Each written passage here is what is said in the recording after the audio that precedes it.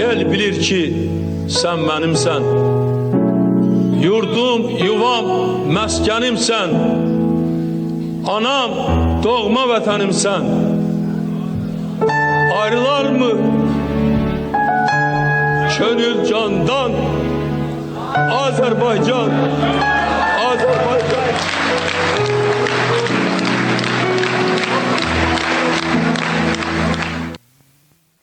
Ümumilli lider Heydər Əliyevin anadan olmasının 102-ci il dönümünə həsr etdiyimiz xüsusi buraxılışımız davam edir və studiyamızın qonağı var. Qonağımız Milli Məclisin deputatı Fəzail İbrahimlidir. Xoş gördük Fəzail müəllim. Çox sağ olun. Dəvətimizi qəbul edib gəldiyiniz üçün minnətdarıq. Çox vacib məqamlara toxunacağımıza əminəm. Çünki sizdə elə məlumatlar var ki, sizdə elə tarixi faktlar var ki, bu həm bizim üçün, həm tamaşaçılarımız üçün yeni fikir olaraq səslənəcək. Bir çox məqamlara aydınlıq gətirəcək və ümummilli lider Heydər Əliyevin siyasi fəaliyyətini iki mərhələyə bölmək olar. İki mərhələyə bölə bilərik. Bir, Sovet dönəmindəki siyasi fəaliyyət və bir də 90-cı illərin əvvəllərində yenidən Azərbaycana hakimiyyətə gəldiyi illərə. İstərdim elə Sovet dönəmindən başlayaq.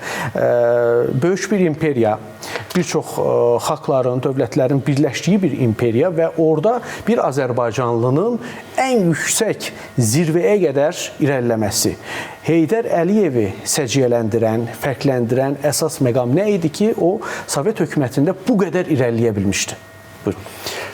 Təşəkkür edirəm dəvətə görə və çox sualın qoyuluşu çox maraqlıdır. Burada kifayət qədər bir məntiq var bu sualda. Sovet dönəmi və müstəqil Azərbaycan. Bu iki dönəmdə görünən tarixi şəxsiyyətlər deyim, ideoloji rəhbərlər deyim, burada iki əsas məqam ola bilər.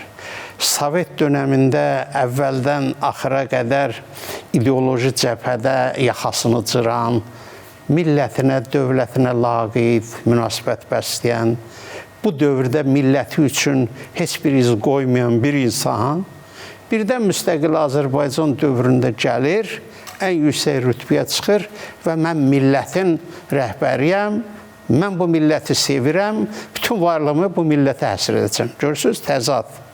Amma Heydər Əliyevin böyüklüyü ondan ibarət idi ki, başını imperiyanın cızdığı səviyyədən yuxarı qaldıran hər bir kəsin aqibətinin dəhşət və fəlakətli olduğu bir dövrdə Heydər Əliyev imperiyanın cızdığı səviyyədən başını yuxarı qaldırırdı. Gəlin faktlara fikir verək. Heydər Əliyevin böyüklüyünü, əzəmətini, o imperiya dövründəki fəaliyyətini ətraflı çatdırmaq üçün Heydər Əliyevin fəaliyyət göstərdiyi o dövrə qısaca nəzər salaq. O dövrün müstəvisində, o dövrdə gedən ictimai-siyasi proseslər müstəvisində bunun nə qədər iri addımlar atdığı, nə qədər bir nəhəng daxili gücə, xarici siyasətə nail olduğunu aydın görmək olar. 20-ci ildə Azərbaycan Xalq Cümhuriyyəti devrildi, Azərbaycanda şuur hökuməti quruldu. Azərbaycan işğal olundu.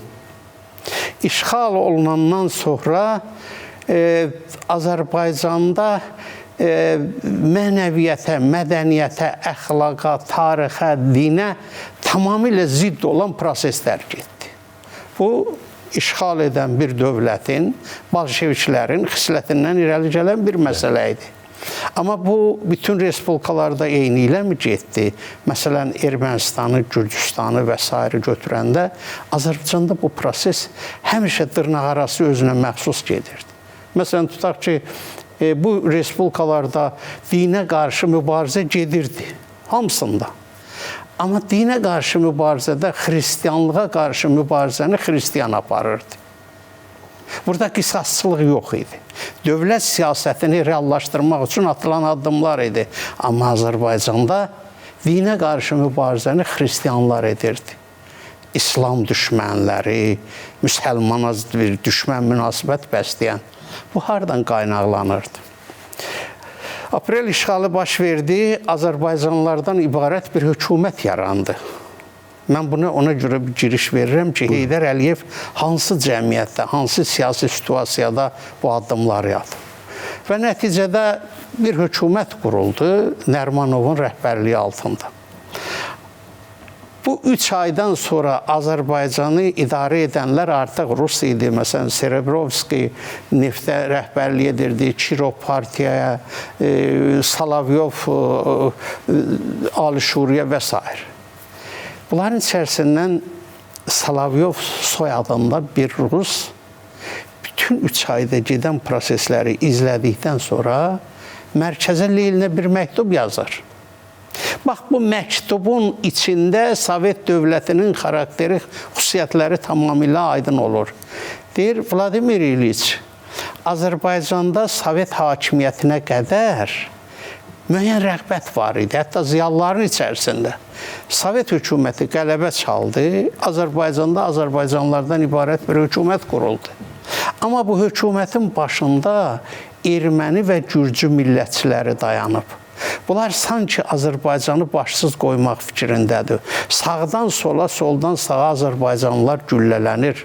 Küçədən kütləvi surətdə həbs edilib aparılan Azərbaycanlılara qarşı ermənilərin istehsalı gülüşləri əvvəlcədən söylənilən belə bir fikri təsdiqləyir. Azərbaycanda Sovet hakimiyyətinin qələbəsi ümummilli fəlakətdir. Fəlakət də oldu. 1920-ci ilin aprelin 27-sindən 1921-ci ilin avqustuna qədər 48 adam güllələndi. Təsəvvür eləyin, bir soyqırım kimi bir hadisədir. İndi bu nədən irəli gəlirdi? Dediyim həmən o amillərdən. Amma 6 aydan sonra Azərbaycan Komünist Partiyasının 2-ci qurultayında bir şüar səsləndi, bir fikir. Müsəlmanlara etibar etmək olmaz. O yaxşı kommunist ola bilər, amma ona etibar etmə. Onun qəlbində müsavatçılıq və müsəlmançılıq var. Bu tezis Sovet hakimiyyətinin tarixində bütün illər boyu izlənildi. Davam etdi bu düşüncə. Nəriman Nərimanov zəhərlənib öldürüldü. Mirzəfər Bagirov Azərbaycanı idarə etdi 34-dən 50-ci illərin əvvəllərinə qədər, 53-ə qədər güllələndi. Və Heydər Əliyevin növbəsi gəldi. Çünki görünənlər, dediyim kimi, başını o səviyyədən yuxarı qaldıranların hamısını cəza gözləyirdi. Müsəlmana etibar etmək olmaz. Çünki onun içində müsəlmançılıq var. Düşüncəsini, bu müsəlmanlara qarşı tuşlanmış bu fikri, Komünist Partiyanın ideoloji işində həlledici rol oynayan bu sipəri Heydər Əliyev qırdı, darmadağın etdi. Necə? İlk dəfə olaraq Dövlət Təhlükəsizlik Komitəsinin sədri vəzifəsinə yüksəlməklə. Dövlət Təhlükəsizlik Komitəsi cəmiyyətin idarəçiliyində nə rolu var idi? Cəmiyyətin bütün prosesləri o divarlar arxasında həll olunurdu. O divarlardan çıxan arayışlar əsasında partiya siyasi qərarlar qəbul edildi. Demək, Heydər Əliyevin timsalında millətin talehi ilk dəfə olaraq bu millətdən olan bir insana tapşırıldı. Bax, Heydər Əliyevin əzəməti o idi. O etibar etmək olar, o sübut etdi ki, mən öz işimi bilən, dövlətə sədaqətlə xidmət edən bir insanam. Beləliklə, yüzlərlə insanların taleyi həll olundu. Burada ayrı-ayrı fərdlərin adını çəkmək istəmirəm. O vaxtdan etibarən Azərbaycana qarşı tikilmiş daxili o ermənilərin mənhus baxışları, uzanmış iti caynaqlarının qarşısı alındı. Siz bilirsiniz, Mirzəfər Bagirov məhkəməsində deyir, məni 4 yerə parçalasalar da mən azdı. Amma mən vətən xaini deyiləm. Onu o 4 yerə parçalanmaq düşüncəsinə gətirən ətrafındakı o qüvvələr idi, o erməni, o faşistləri. Heydər Əliyev bu məsələlərin qabağında elə bir sipər oldu ki, artıq Azərbaycanın daxildən ola bilən bütün o naqis düşüncələrin qarşısında bir əl dayandı. İkinci məqam. Heydər Əliyev Azərbaycan Komünist Partiyasının rəhbərliyindən siyasi büroya aparıldı. Özdə namizədlikdən birbaşa siyasi büroya, təkcə bu büro deyildi, həm də hökumətdə beşliyə düşdü. Nazirlər Sovetinin sədrinin birinci müavini. Bu hökumət idi. Bu hökumətdə beşlikdə artıq Heydər Əliyev var idi. Büroya düşməklə Heydər Əliyevin əzəməti, böyüklüyü bir daha üzə çıxdı. Necə? Stalinin ölümündən sonra siyasi büroda gizli bir qərar qəbul edilmişdi. Mətbuatdan filandan uzaq. Qafqaz mənşəli olan insanları siyasi büroya buraxmaq olmaz. Səbəbi də məlumdur.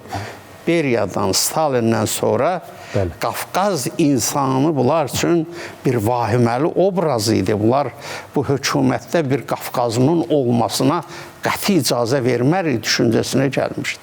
Amma təsəvvür eləyin, 53-cü ildə yaranmış bu düşüncəni artıq 82-ci ildə Heydər Əliyev bu sipəri də qıra bildi və siyasi büroya gedib çıxa bildi. Demək, bir türk, bir müsəlman, bir Qafqazlı imperiyada təmsil olundu. Nazirlər Sovetinin sədrinin birinci müavini olmaqla o millət üçün burada olmağı nəyi əsas ifadə edirdi?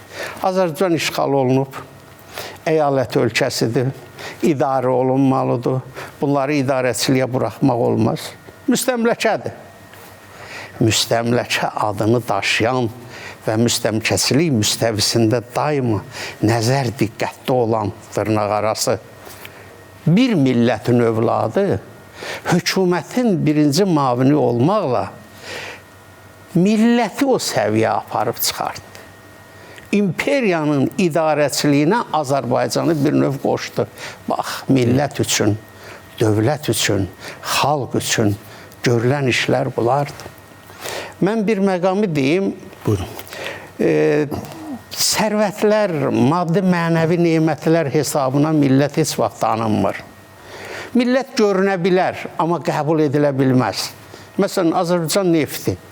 Bütün dünya bilirdi ki, Bakıda neft var. Hətta Hitler ad günündə bir tort hazırlayıb, orada Bakı bu mənimdir. Amma bu milləti dünya səviyyəsinə çıxara bilmədi ki, iştahları bura yönəltdi, istəkləri bura yönəltdi. Buranı haçan mən udaram, işğal edərəm.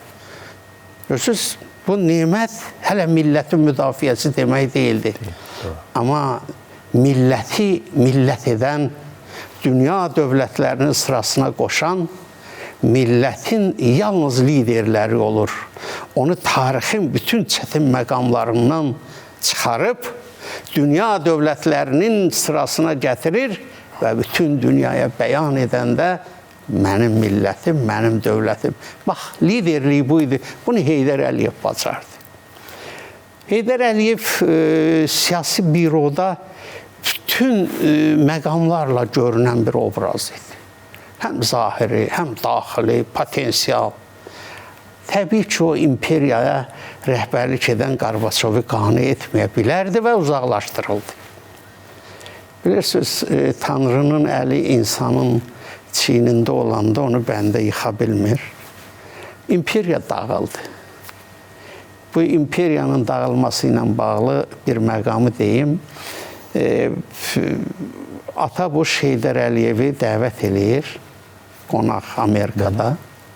Burada iştirak edən insanlardan biri danışır, yüksək vəzifələrdən. Deyir, Atabuş birdən sual verdi Heydər Əliyevə. O vaxt imperiyada sizin də birincilikdə adınız hallanırdı. Əgər birinci olsaydınız, SSR dağılardı, bu imperiya dağılardı. Sanki deyir, bu kifayət qədər məsuliyyətli bir sual və kifayət qədər məntiqli bir cavab tələb edir. Bəli. Sanki elə bil Heydər Əliyev əvvəlcədən bu sualın veriləcəyini bilən adam kimi çox maraqlı bir cavab verdi. Dedi ki, əvvəla o imperiya Slavyan imperiyası idi. 3 Slavyan respublikasından birindən ola bilərdi ora birinci adam. Yəni biz müstəmləkə rejimindəyik, əsarətdəyik. İmperiyanın xarakterin müəyyən eləyir, izah edir. İkinci deyir, əgər mən olsaydım, təbii ki, o imperiyanı dağıda bilməzdi heç kim. Yəni, mən güclüyəm, qüdrətliyəm, mənim idarəçiliyimə heç kim gücü çata bilməz. Sonda da deyir, o çürük imperiya idi.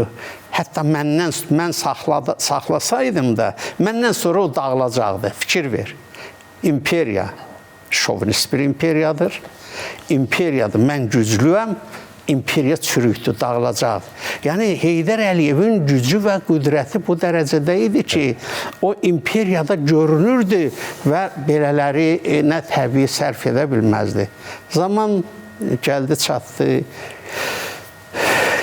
Deyir, zalimin başı qarışanda məzlum bildiyini eləyir. İmperiya dağıldı və nəticədə Azərbaycan müstəqil oldu. Müstəqil Azərbaycanın başının üstünü yenidən qara buludlar aldı. Eyni ilə 18-ci ildə Azərbaycana qarşı o Azərbaycanı bölmək, parçalamaq istəyində bulunanların övladları və nəvələri yenidən bu addımı atmaq istədi, Azərbaycanı parçalamaq və bölmək. Burada bir haşiyə çıxım. Buyurun. Azərbaycan 2 dəfə tarix qarşısında böyük sınaqdan çıxıb. Birinci sınaq 18-ci ildə idi. İmperiya dağılmışdı.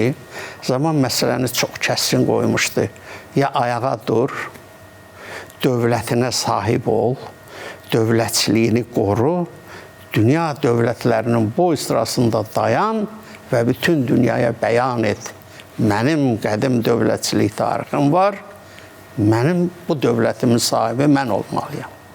Ya da bölün, parçalan, hissələn, mayə dön, istənilən əyri qavun tutumunu al. Bu həqiqəti dərk edən ruhları şad olsun Azərbaycan xalq.